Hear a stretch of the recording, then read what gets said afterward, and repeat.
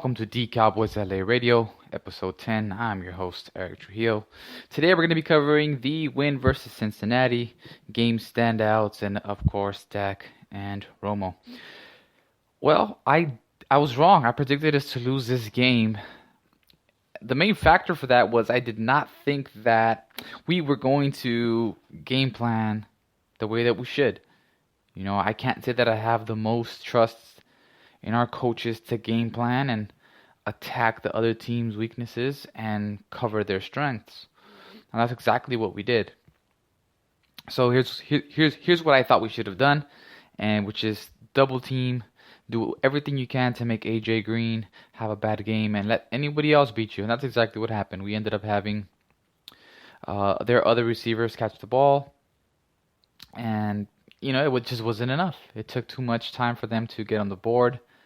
I don't know why they did not run Jeremy Hill. When they finally did, he was injured. He got injured in the game. But, Jeremy Hill is like a Carlos Hyde kind of back. And Giovanni Bernard is more like a Lance Dunbar kind of back. So, I'm not complaining. I'm happy they didn't go that way. They tried to run, but they tried to run with the wrong back. And before they knew it, we were up 21-0 at the half, and that was it. They had to get away from their run game, and that was the huge deciding factor in this game. Time of possession, controlling the clock, running them down, and I gotta say, I did not expect that. I did not expect for us to go out there and game plan so well. Defensively, on the offensive side of the ball, I didn't think we were going to run as well either. I knew that they had a good front, a good defensive front, but our boys came out to eat. After watching the tape, Ron Leary, I think is a better guard than Collins is.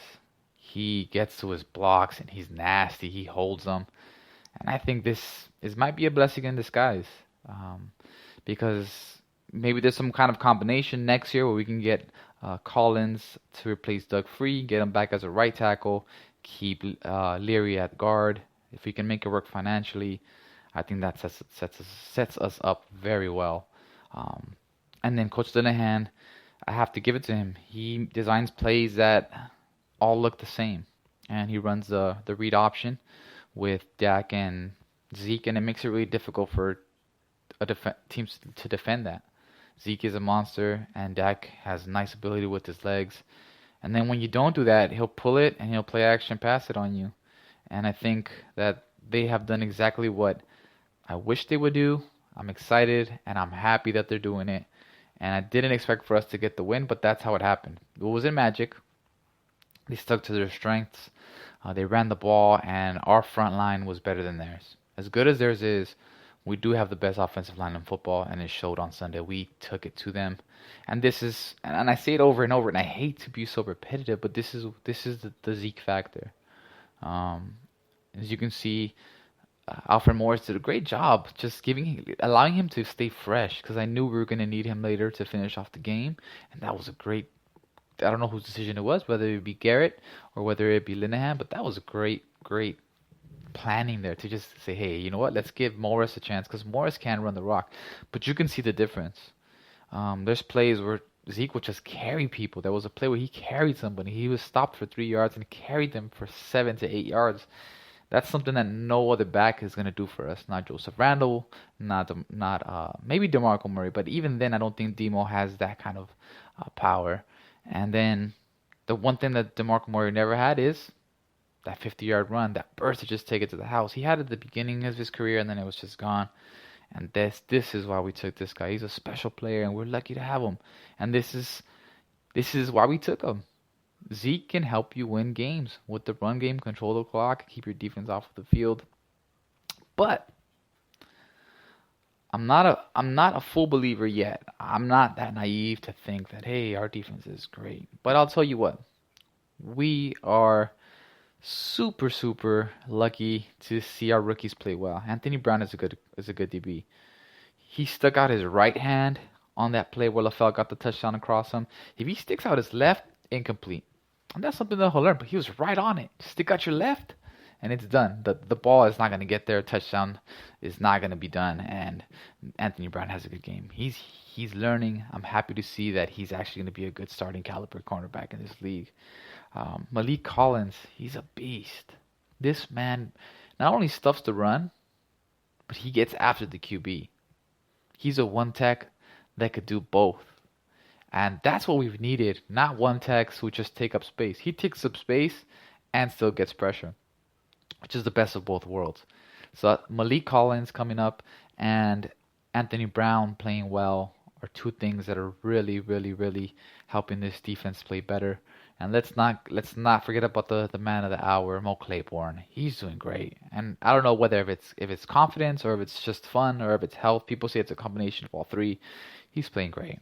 Um, he's playing great. That play where he showed his hops, his athletic ability for the first. I've never seen him do something like, oh man, that was a nice play.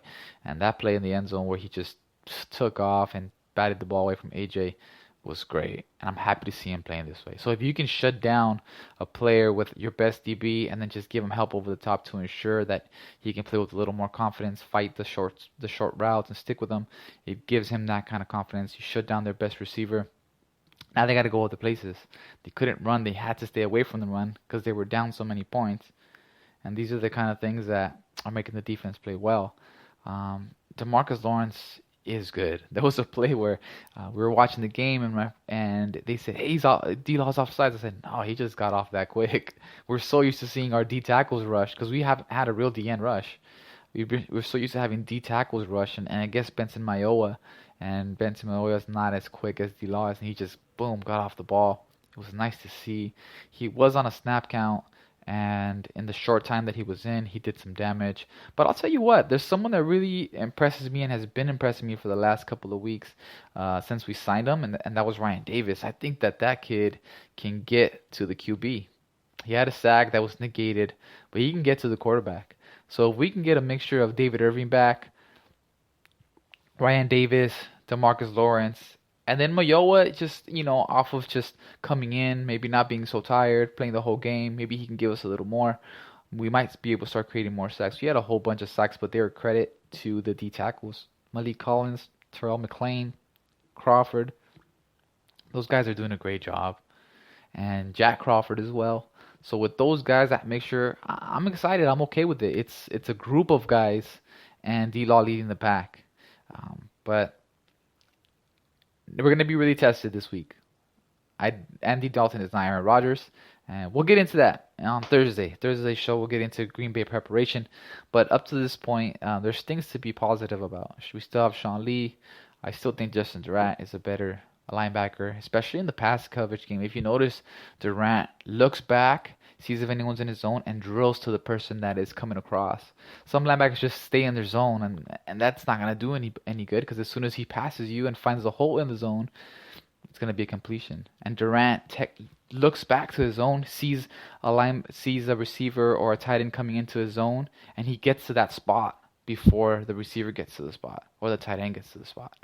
And that's something that, as in pass coverage, you need to have that.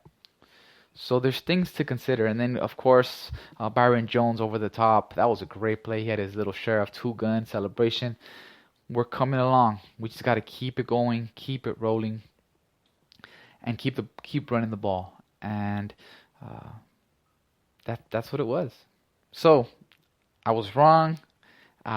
I won't doubt this team again. I'll still try. I'm gonna be honest from what I see in the tape when I think we're outmatched. But it's hard. It's hard to tell sometimes. The opponent that they're playing, you think might be a little bit better than yours or not as good, but they monster them. So I'm still gonna give you the true of what I think will happen, and maybe they'll prove me wrong. There's what I think they need to do to win, and if they do them, they win. And not saying that my game plan is the victory plan, but when they do things right, when they game plan and strategize, there's a good chance we're gonna win the game. Now back to, it seems like in every podcast I have to get into it, but it's Dak and Romo, and trust me, I am super happy that Dak Prescott is on our team. I'm ecstatic that we are winning. And I think I'm just sad that all these different fans out there that hate Romo, and I understand. There's games in Romo's career where he's gonna give you out of the season, he's gonna give you 2 games out of a year that are just like, damn, what was that? 3 or 4 picks, and that's the risk reward with Romo. But see, Romo's gonna give you 4 touchdown games, 300 yards passing, 350 yards passing, 40-point games, 45-point games, and that's the thing. He's gonna hit you with those bombs, but he's also gonna give you some interceptions.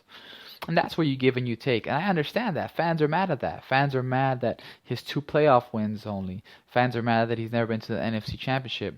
But now more than ever, you should see that football is a team game. It is a team sport. One person alone can't do it. The Patriots don't win Super Bowls based off of just Tom Brady. And you saw that these last couple of weeks. They have a great coach who game plans, and they have a system where the team wins. That's how it works. Great teams win. Defenses win. The Broncos last year, the Seahawks. When the Niners were really, really good a couple of years ago, they had a killer defense with Patrick Willis, Navarro Bowman, Alden Smith when he was in his top of his game. Defensive teams with offenses that can run the ball, that can block, that can catch here and there, you're gonna win. It's a team game, and I understand that. I know it's hard as a fan sometimes. You just think, oh, Romo, he always loses. Yeah, he did. But you know why? Not because of him. Not because of Romo, because he had a bad line most of his career. It's sad that recently, now that it's up there, he's older, he's been getting hurt. When you think about receivers, who did he have? T.O., Miles Austin, who he made.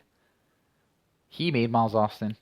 And then we have Dez, and he's had a great career with Dez. And Dez is a possession receiver. He's more like Anquan Bolden. He's not like Calvin Johnson was or an AJ Green where it's strictly route running. I love Dez, but that's the kind of player that he is. He's going to go up in 50-50 balls. He's going to try to get them for you. He's never had an Antonio Brown. He's never had more than 2 receivers at a time. If you want to count T.O. and Miles Austin, you can, but Romo made Miles Austin. You know, Romo makes players great. He throws them open, gets them into the right spot, tells them, hey, watch for this. The reason I'm saying this is, Cowboys Nation, let's not bicker over this. Let's be happy that Dak is playing well and keeps it going, and hopefully he can get us a couple more victories. I predicted that Romo will be back for the Eagles game. They might give him an extra week, so he might be back for the week after that, which I believe is the Browns game. And that's fine with me. Bring him back healthy. And at this point, we're at 4-1. I thought the best we could be is honestly 3-3 if he came back for the Eagles game. I thought so. I'm ecstatic. 4-2 is great. Dak is going to be our future, but we gotta let him keep learning. So let's remember that, okay? Let's not just say, hey, Romo sucks. No. Romo can bring a factor that Dak doesn't have yet. He can get there, and he's gonna get there. Because he has the arm, he has the intelligence. Now he just has to kind of learn and see what the playbook opens up, how to read the coverage better. And that's things that Romo can teach him as he's in the game. He can say, hey, how did you see that? Well, this is what I saw. This was the cue. So you can let him sit back and become Aaron Rodgers, or let him keep playing and be Russell Wilson. And while you have Aaron Rodgers type player in the back, because Tony Romo is an Aaron Rodgers type of QB. Whether you like him or not, he is that kind of guy. He's a high risk, high reward. We're going to need more points coming up in these couple of games. We're going to start playing teams that we're going to need more than 28 points. We dominated and we only had 28 points. So, guys, Cowboys Nation, we're 4-1. Let's be happy. Let's show Romo some respect. Let's be happy for Dak. It's a team thing. It's not one versus the other. So don't let the media fight you into that. Let's go, Cowboys Nation. Thank you for listening today. And tune in Thursday for episode 11 as we prepare for the Green Bay Packers and see what we got to do to win that game. Thanks for listening, and have a good day.